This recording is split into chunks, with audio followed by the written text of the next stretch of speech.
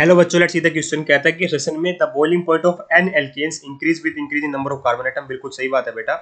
Actually में boiling point क्या होता है? डायरेक्टली प्रोपोर्शनल होता है मॉलिक्यूलर वेट के, और नंबर ऑफ कार्बन एटम बढ़ेंगे। मान लीजिए एक है मेरा CH3 और एक लिख दो बेटा मैं CH3 CH2 तो नंबर ऑफ कार्बन एटम बढ़ने से क्या हो जाता है बेटा? मॉलिक्यूलर वेट बढ़ता है। ठीक है, मॉलिक्यूलर वेट बढ़ेगा तो बॉइलिंग पॉइंट बढ़ेगा। एक्चुअली में होता क्या है, क्योंकि इंटरमोलिकुलर फोर्सेज होते हैं बेटा, वंडरवॉल फोर्स ऑफ अट्रैक्शन वो इंक्रीज होती है, क्योंकि सरफेस एरिया इंक्रीज होता है बेटा।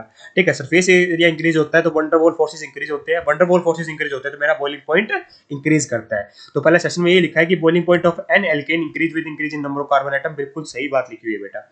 रीजन कहता है कि van der Waals force of attraction increase with increase in number of carbon and molecular mass. बिल्कुल सही बात है बेटा।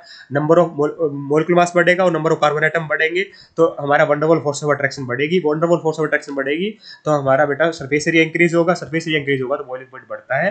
ठीक है, तो सजेशन भी सही है, रीजन भी सही है। ठीक है, और रीजन मतलब वंडरवॉल फोर्स ऑफ अट्रैक्शन बढ़ने से ही बॉइलिंग पॉइंट बढ़ जाता है। ठीक है, ऐसे समझिए कि नंबर ऑफ कार्बन एटम बढ़ेंगे तो सरफेस एरिया बढ़ेगा, उससे मेरा वंडरवॉल फोर्स ऑफ अट्रैक्शन बढ़ेगी। उल्टा बोल देते हैं मैंने पहले ना।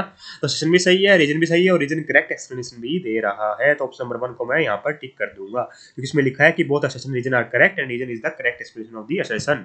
Hence option number 1 is correct here. I hope you got the answer. Thank you so much.